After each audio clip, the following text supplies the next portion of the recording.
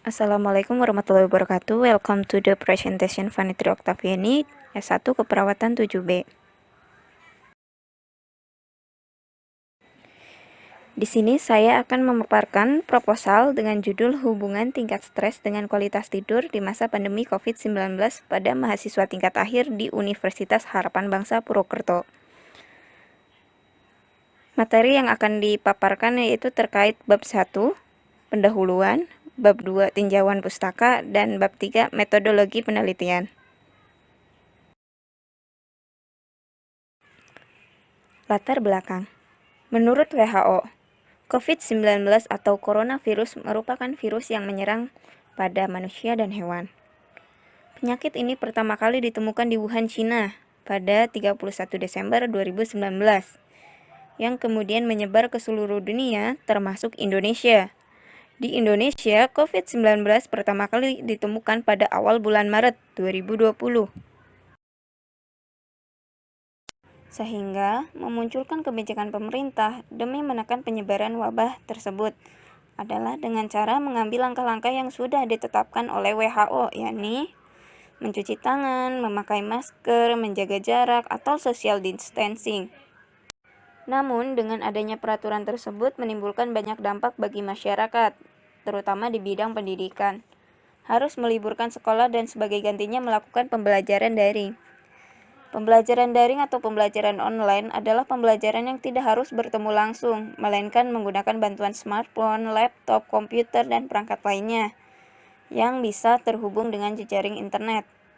Dengan adanya kemajuan teknologi memudahkan untuk mencapai tujuan pendidikan, karena daring dapat memberikan metode pembelajaran yang membangun kolaborasi, kegiatan dengan belajar mandiri. Namun pembelajaran tersebut membuat siswa mengalami masalah finansial dan tugas semakin menumpuk karena jangka waktu yang terbatas. Ini juga membuat mahasiswa secara total tidak memahami materi yang diberikan. Berdasarkan hasil penelitian Komisi Perlindungan Anak Indonesia atau KPAI, 77,6% guru menekankan pembelajaran berorientasi kepada penugasan dan penilaian pelaksana pembelajaran jarak jauh. Mahasiswa memiliki aktivitas yang sangat padat, mulai dari menjalani aktivitas perkuliahan dari pagi hingga sore, diskusi tutorial, mengerjakan tugas-tugas yang diberikan oleh dosen. Apalagi saat ini mahasiswa tingkat akhir sedang sibuk menyusun skripsi, sehingga sangat berpotensi mengalami stres. Stres sendiri menurut Bapak stres modern, yaitu adalah respon non-spesifik dari tubuh terhadap setiap permintaan atau beban.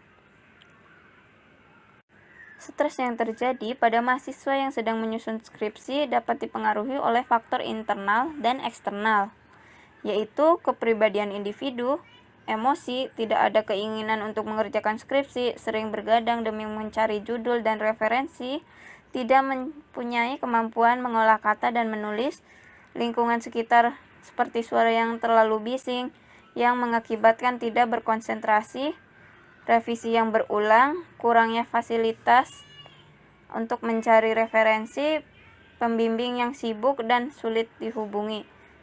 Akhirnya menimbulkan stresor pada mahasiswa.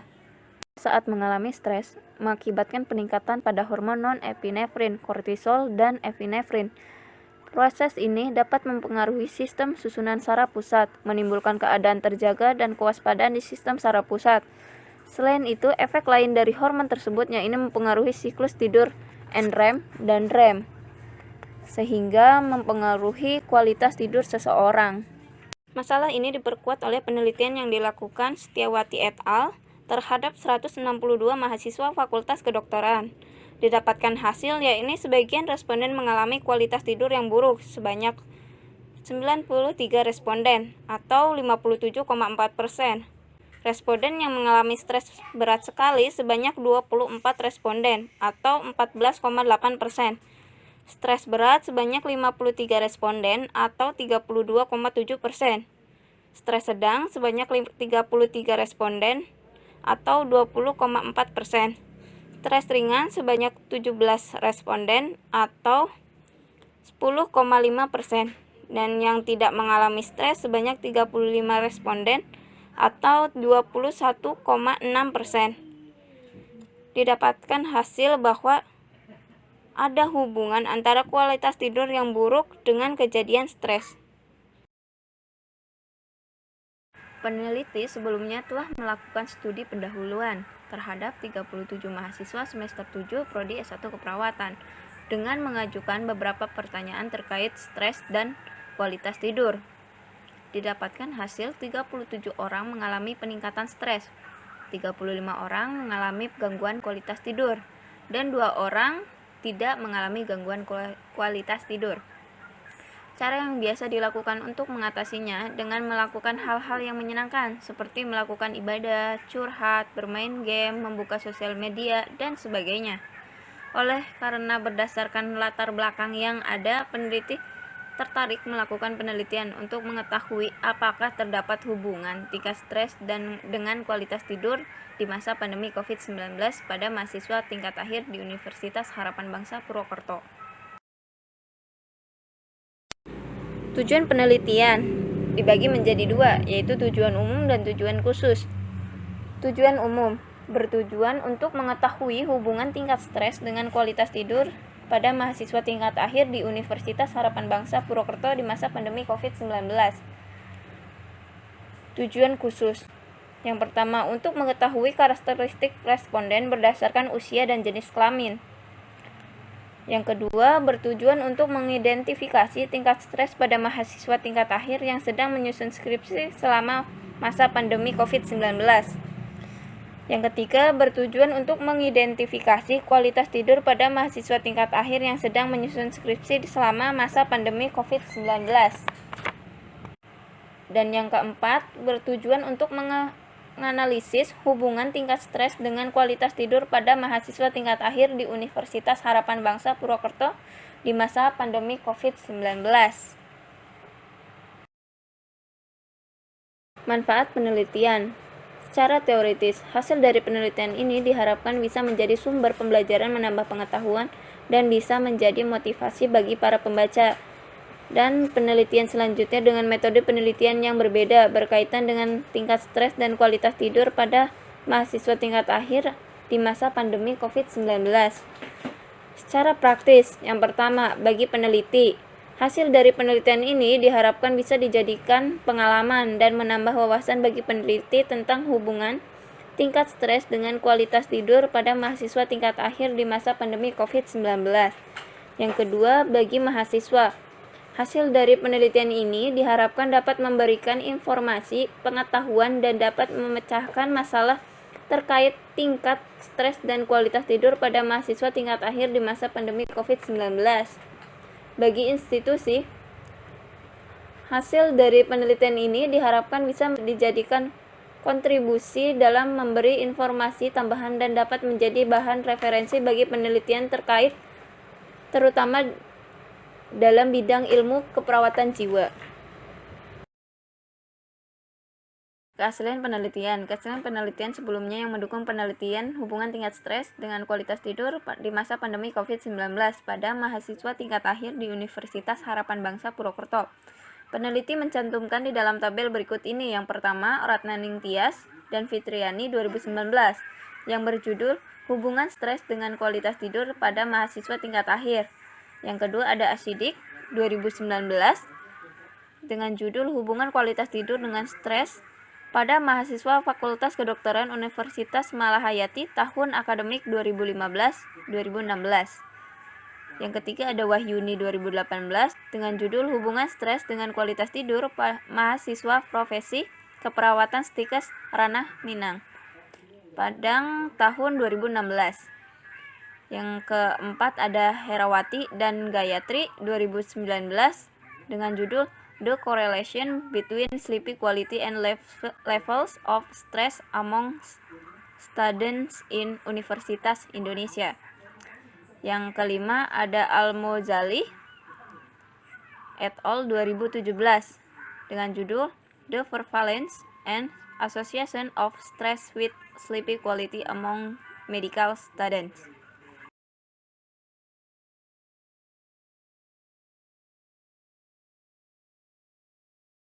Pengertian stres. Bapak stres modern Hensele 1950 mengartikan stres sebagai respon tubuh yang bersifat non-spesifik terhadap setiap tuntutan maupun beban. Ulyah et al. 2016. Jenis stres dibedakan menjadi dua, yaitu eustress adalah jenis yang memberikan kekuatan positif, namun memiliki waktu yang singkat dan masih dapat dikendalikan. Eustress ini dapat meningkatkan antusiasme, kreativitas, motivasi, dan aktivitas fisik.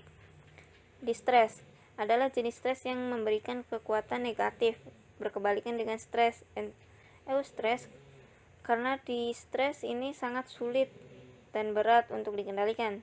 Distress membuat seseorang yang mengalaminya menjadi kebingungan dan tidak dapat mengatasi atau mengubah masalahnya.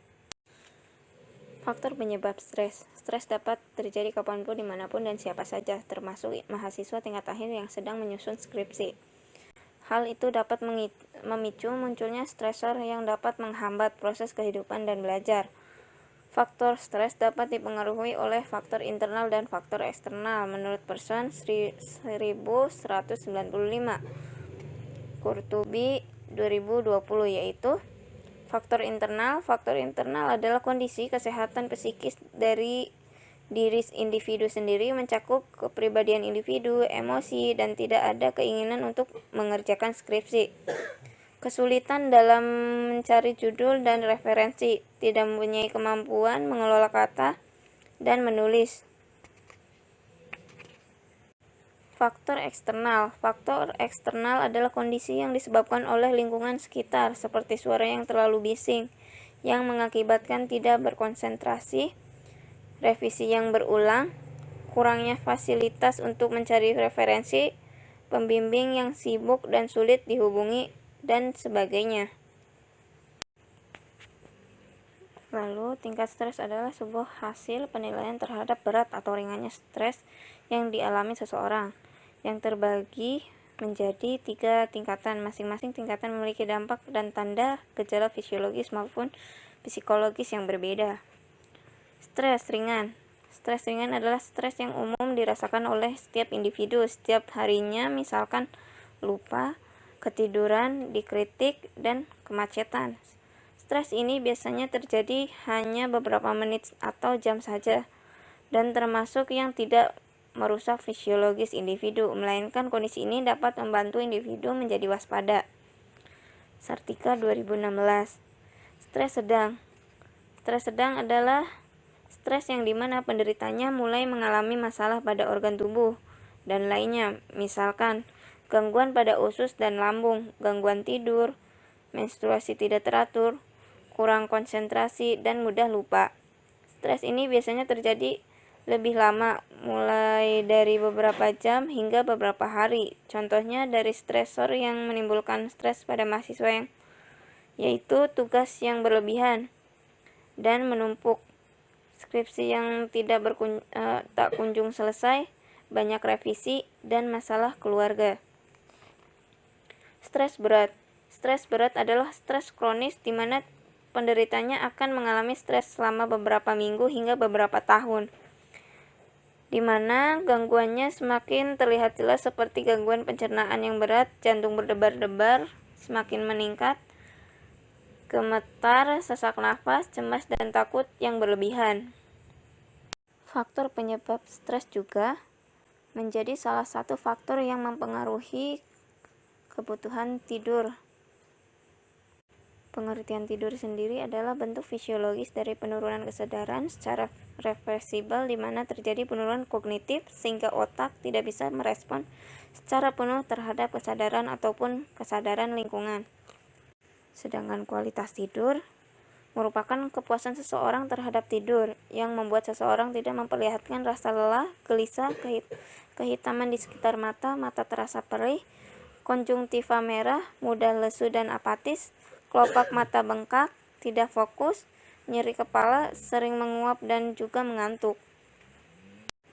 Lalu faktor yang mempengaruhi kebutuhan tidur. Yang pertama ada penyakit. Berdasarkan pada kondisi ini disebabkan karena adanya penyakit infeksi seperti infeksi limpa. Pada infeksi ini akan membutuhkan lebih banyak waktu tidur untuk mengatasi keletihannya. Bahkan pada penyakit lain dapat menyebabkan pasien kurang tidur, bahkan sama sekali tidak bisa tidur, yaitu latihan dan kelelahan. Aktivitas yang tinggi akan mengakibatkan kelelahan, oleh karena itu memerlukan lebih banyak waktu untuk tidur. Demi menjaga keseimbangan energi yang sudah dikeluarkan, misalnya seseorang yang sudah melakukan aktivitas kemudian mengalami kelelahan, maka pada fase tidur REM akan lebih pendek dan akan mempercepat proses tidur. Stres psikologis. Stres sebuah kondisi yang terjadi pada seseorang yang mempengaruhi proses tidur akibat ketegangan jiwa. Misalnya seseorang yang mempunyai masalah psikologis akan mengalami kegelisahan dan kesulitan dalam tidur. Ulya et al. 2016. Stres dapat timbul dari berbagai macam sumber, di antaranya adalah adanya tuntutan seperti yang dialami oleh mahasiswa tingkat akhir yang sedang mengerjakan skripsi. Menurut Senoy 2010, tuntutan skripsi terhadap mahasiswa tingkat akhir ini bisa merupakan sumber stresor yang potensial. Sumber stresor yang potensial dapat memicu timbulnya stres yang berhubungan dengan peristiwa akademis maupun psikologis. Dalam tingkat keparahan tinggi dapat menekan tingkat ketahanan tubuh. Bahkan tragisnya bisa sampai pada tindakan brutal, anarkis seperti percobaan mengakhiri hidup. Terutama pada mahasiswa tingkat akhir yang sedang mengerjakan skripsi tersebut memiliki kerentanan fisiologis. Afrian et al. 2019. Lalu ada obat-obatan. Obat-obatan bisa mempengaruhi proses tidur karena adanya efek dari obat-obatan tersebut. Misalnya seseorang yang insomnia biasanya disebabkan karena mengkonsumsi obat golongan diuretik. Obat-obatan antidepresan bisa menekan pada fase REM. Efek dari kafein bisa meningkatkan saraf simpatis yang menyebabkan kesulitan untuk tidur dan sebagainya. Terus nutrisi, terpenuhinya kebutuhan nutrisi yang cukup sangat penting bagi tubuh untuk bisa mempercepat proses tidur. Jika seseorang kebutuhan proteinnya tercukupi, maka akan memudahkan dalam proses tidurnya karena adanya triptofan yang merupakan asam amino dan protein yang bisa membantu memudahkan tidurnya. Begitu juga sebaliknya, jika seseorang kebutuhan gizinya kurang, maka biasanya akan mengalami kesulitan tidur. Lingkungan. Kondisi lingkungan yang aman dan juga nyaman bisa membuat seseorang mempercepat proses tidur. Demikian sebaliknya, kondisi lingkungan yang tidak aman dan tidak nyaman mengakibatkan seseorang itu sulit tidur. Motivasi adalah sebuah keinginan maupun dorongan seseorang untuk tidur sehingga mempengaruhi proses tidur. Adapun keinginan untuk menahan tidak tidur bisa menimbulkan gangguan tidur. Dari semua proses yang terjadi dapat memunculkan gangguan kualitas tidur. Yang pertama, tidak gangguan tidur. Kedua, gangguan tidur ringan, gangguan tidur sedang, dan gangguan tidur berat. Kerangka konsep. Variabel yang digunakan adalah variabel independen dan variabel dependen. Variabel independen yaitu tingkat stres, sedangkan variabel dependen yaitu kualitas tidur. Ada juga variabel pengganggu. Variabel pengganggu yaitu pandemi COVID-19, daring, dan skripsi. Hipotesis H0, tidak ada hubungan antara tingkat stres dengan kualitas tidur di masa pandemi COVID-19 pada mahasiswa tingkat akhir di Universitas Harapan Bangsa Purwokerto. H alternatif, ada hubungan antara tingkat stres dengan kualitas tidur di masa pandemi COVID-19 pada mahasiswa tingkat akhir di Universitas Harapan Bangsa Purwokerto. Jenis dan rancangan penelitian. Jenis penelitian ini menggunakan kuantitatif dengan desain cross-seksional. Cross-seksional menurut Surjaweni 2014, penelitian yang dilakukan di waktu tertentu dengan jangka waktu pendek dan tempat tertentu. Untuk pengambilan data, variabel independen dan variabel independen yang dilakukan sekali waktu secara bersamaan. Penelitian ini bertujuan untuk mengetahui hubungan tingkat stres dengan kualitas tidur di masa pandemi COVID-19 pada mahasiswa tingkat akhir di Universitas Harapan Bangsa Purwokerto. Lokasi dan waktu penelitian. Lokasi di Universitas Harapan Bangsa Purwokerto. Untuk waktu penelitian dilakukan pada bulan 7 Desember 2020 sampai bulan Maret 2021.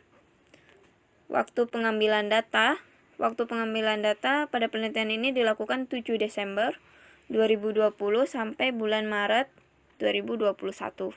Populasi dan sampel penelitian. Populasi yang digunakan dalam penelitian ini yaitu mahasiswa Universitas Harapan Bangsa Purwokerto sebanyak 90 mahasiswa keperawatan kelas 7A dan 7B yang sedang menyelesaikan tugas akhir skripsi di masa pandemi COVID-19. Untuk sampel, dalam penelitian ini jumlah sampel yang digunakan didapat melalui perhitungan jumlah populasi yang ada. Teknik ini menggunakan teknik total sampling dari kelas S1 keperawatan 7A dan keperawatan 7B dengan jumlah 90 mahasiswa. Variabel penelitian. Penelitian ini terdiri dari dua variabel, yaitu tingkat stres sebagai variabel bebas atau independen dan gangguan tidur sebagai variabel terkait atau dependen. Definisi operasional. Yang pertama, variabel independen tingkat stres. Terus definisi operasional adalah sebuah hasil penilaian terhadap berat atau ringannya stres yang dialami seseorang. Cara ukur yaitu melakukan pengisian soal kuesioner DAS42 oleh responden yang sesuai keadaan yang sedang dialami, lalu akan dihitung melalui sistem scoring. Alat ukur yang digunakan yaitu kuesioner DAS42. Hasil ukur yang pertama normal 0 sampai 14. Yang kedua stres ringan 15 sampai 18. Yang ketiga stres sedang 19 sampai 25. Yang keempat stres berat 26 sampai 33. Yang kelima stres sangat berat kurang lebih 34. Skala ukurnya yaitu ordinal. Yang kedua, variabel dependen, gangguan kualitas tidur. Definisi operasionalnya adalah kepuasan seseorang terhadap tidur yang membuat seseorang tidak memperlihatkan rasa lelahnya, gelisah, kehitaman di sekitar bola mata, mata terasa perih, konjungtiva merah, mudah lesu dan apatis, kelopak mata bengkak, tidak fokus, nyeri kepala, sering menguap, dan juga mengantuk. Untuk cara ukur, dengan cara pengisian soal kuesioner PSQ oleh responden yang sesuai keadaan yang sedang dialami, lalu akan dinilai melalui sistem scoring. Untuk alat ukur menggunakan kuesioner PSQ. Hasil ukur yang pertama, tidak gangguan tidur, yaitu 1 sampai 5. Gangguan tidur ringan 6 sampai 7. Gangguan tidur sedang 8 sampai 14. Gangguan tidur berat yaitu 15 sampai 21. Skalanya yaitu ordinal.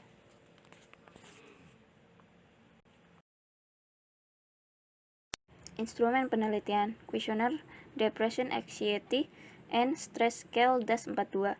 Questionnaire ini sudah dibakukan dan diadaptasi ke dalam bahasa Indonesia oleh Damanik 2011 dan diuji reliabilitasnya dengan koefisien reliabilitas Cronbach alpha sebesar 0,8806 yang dijabarkan dalam jurnal Pengaruh Murotal Al-Quran terhadap tingkat stres mahasiswa muslim di Yogyakarta, Nugroho dan Kusrohmaniah 2019. Questionnaire Pittsburgh Sleepy Quality Index atau PSQI. Instrumen ini sebelumnya sudah dibakukan oleh University of Pittsburgh, Cronbach, alfa yaitu 0,89 yang dijabarkan pada jurnal Hubungan Kualitas Tidur dengan Tekanan Darah dan Kemampuan Konsentrasi Belajar Mahasiswa Program Studi Ilmu Keperawatan Universitas Riau, maka instrumen ini dapat dipertanggungjawabkan dan bersifat tetap. Pitaloka et al. 2015. Jenis dan teknik pengumpulan data. Jenis data, data primer dan data sekunder. Dalam penelitian ini, peneliti menggunakan data primer berupa data yang diperoleh dari kuesioner yang dibagikan kepada mahasiswa S1 Keperawatan 7A dan 7B yang sedang mengerjakan skripsi. Teknik pengumpulan data yaitu peneliti mengumpulkan data untuk memperoleh informasi agar mencapai tujuan penelitian. Dalam penelitian ini, teknik yang digunakan adalah wawancara tertulis dengan menggunakan kuesioner pada mahasiswa skripsi di Universitas Harapan Bangsa. Cara pengumpulan data. Peneliti menyiapkan kuesioner DAS42 dan PSQI dalam bentuk Google Form yang nantinya responden akan mengisi secara mandiri. Adapun langkah-langkahnya sebagai berikut.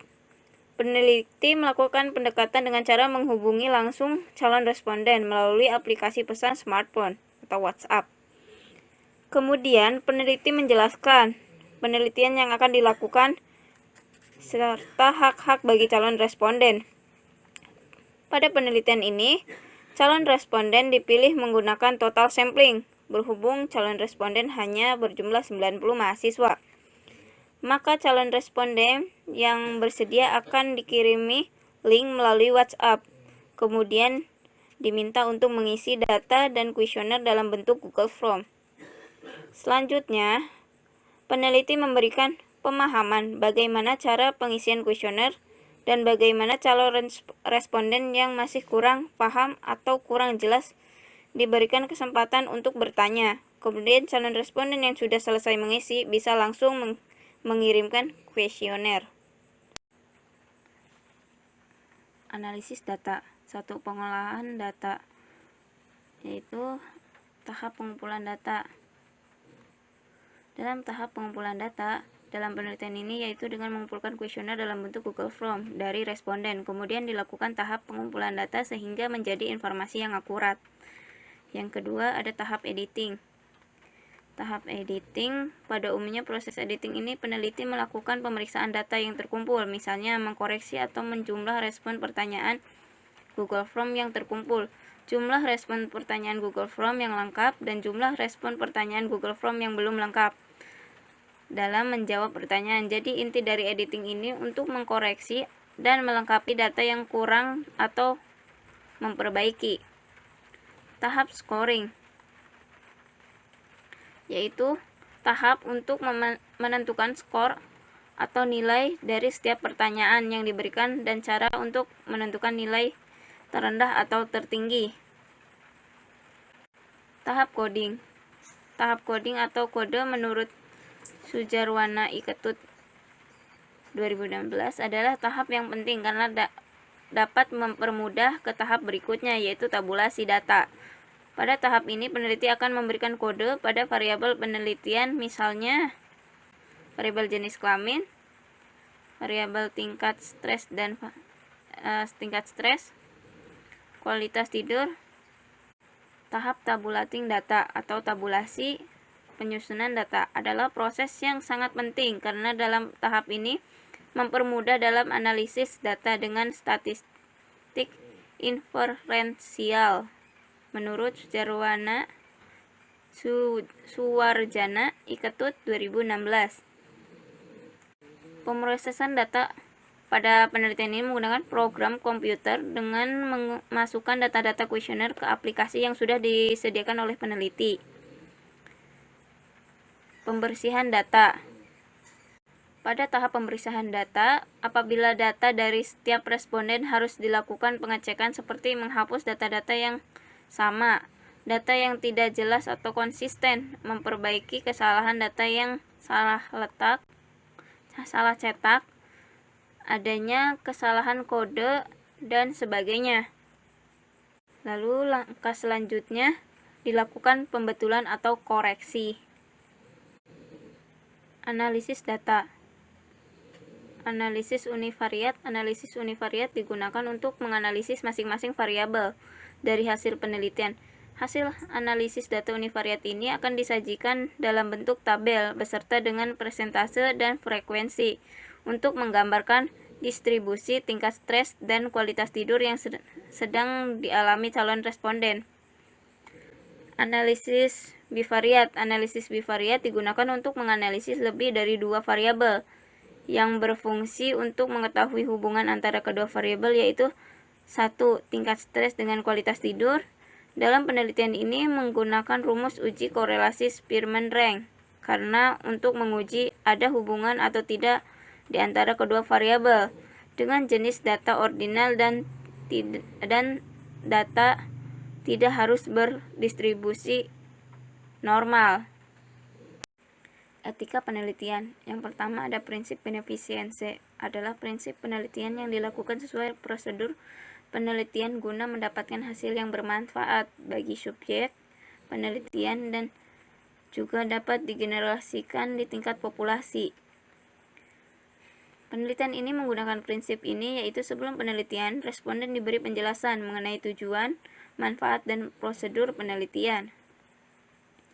Yang kedua ada prinsip respect for person, adalah prinsip di mana individu yang unik dan bebas menentukan pilihan yang bebas untuk berpartisipasi dalam penelitian tanpa paksaan, serta hak untuk mendapatkan informasi atau informed consent, di mana calon responden berhak untuk memutuskan mengikuti atau menolak berpartisipasi dalam penelitian. Yang ketiga adalah prinsip justice, adalah prinsip di mana peneliti harus memiliki konotasi keterbukaan dan adil. Dalam guna memenuhi prinsip ini, peneliti harus mempunyai kejelasan dalam prosedur serta hak privasi responden dalam mengikuti proses penelitian. Prinsip keadilan ini adalah menekan sejauh mana kebijakan dalam penelitian memberikan keuntungan dan beban secara merata atau menurut kebutuhan, kemampuan, kontribusi, dan pilihan bebas masyarakat. Kuesioner. Di sini ada salah satu contoh kuesioner yang nantinya akan saya pakai.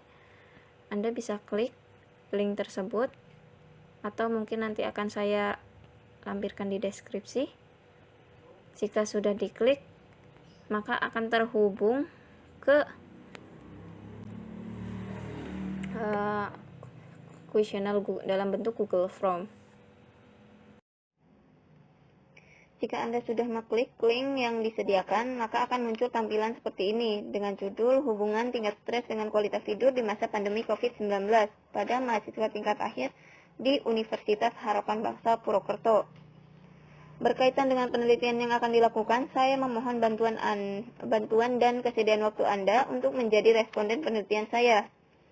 Penelitian ini bertujuan untuk mengetahui hubungan tingkat stres dengan kualitas tidur di masa pandemi COVID-19 pada mahasiswa tingkat akhir. Dalam penelitian ini, peneliti menggunakan kuesioner yaitu DAS-42 dan PSQI. Partisipasi Anda akan sangat berarti dalam penelitian ini bagi peneliti. Kerahasiaan identitas Anda selama menjadi responden akan terjaga dan hanya diketahui oleh peneliti saja. Isi menggunakan huruf kapital. Sini ada contoh lampiran, lampiran yang sudah peneliti lampirkan, yaitu lampiran surat permohonan prasurvei, lalu ada lampiran lembar persetujuan menjadi responden. Di sini Anda bisa mengisi identitas Anda, yaitu nama, tanggal lahir, dan lain-lain, sesuai dengan identitas asli Anda. Alamat, terus kelas, status tinggal, Anda bisa isi dengan sesuai kondisi Anda saat ini. Misal, Anda tinggal bersama orang tua, maka klik bersama orang tua. Tapi, jika Anda tinggal bersama saudara, maka klik tinggal bersama misal Bude atau yang lainnya. Aktivitas selain kuliah, jawablah boleh lebih dari satu. Misalnya kerja freelance, olahraga, Misalnya les, tidak ada, maka pencet lainnya, isi les. Klik berikutnya. Pada halaman kedua, Anda akan menuju pada kuesioner DAS 42. Di sini ada petunjuk pengisian, bisa dibaca. Ini diisi sesuai dengan keadaan Anda selama 30 hari terakhir. Ada 14 pertanyaan. Yang pertama, misal, saya merasa mudah marah karena hal-hal sepele, kecil atau sepele. Ya, Anda isi misal kadang-kadang, lalu isi ke pertanyaan selanjutnya. Jika sudah selesai, klik berikutnya. Di halaman ketiga, ini adalah halaman kuesioner PSQI. Yang pertama ada baca terlebih dahulu petunjuk pengisiannya. Jika Anda bingung, bisa Anda tanyakan kepada saya. Yang pertama, ada jam berapa biasanya Anda mulai tidur malam. Isi sesuai tidur malam Anda menggunakan angka jam ya. Berapa lama dan lain-lain. Lalu pertanyaan nomor 5 ini adalah bisa diisi atau tidak. Seberapa sering masalah-masalah di bawah ini mengganggu tidur Anda? Tidak usah diisi juga tidak apa-apa, karena ini adalah soal yang harusnya terhubung dengan pertanyaan poin A, karena tidak bisa jadinya terpisah. Ya, untuk poin A, tidak mampu tertidur selama 30 menit sejak berbaring. Jika Anda tidak pernah mengalaminya, maka klik saja tidak pernah. Tapi jika Anda pernah lebih dari 3 kali, maka klik yang ini sesuai perasaan Anda. Lalu isi semuanya. Pada alasan lain, jika ada alasan lain, beri alasannya dan centang salah satu kotak kosong 1, 2, dan 3. Misal lainnya skripsi, maka isilah skripsi. Lalu berapa kali dalam seminggu? Jika 2 kali dalam seminggu, maka centang 2 kali dalam seminggu. Isi semuanya, jika sudah, kirim. Ya, terima kasih sudah mengisi.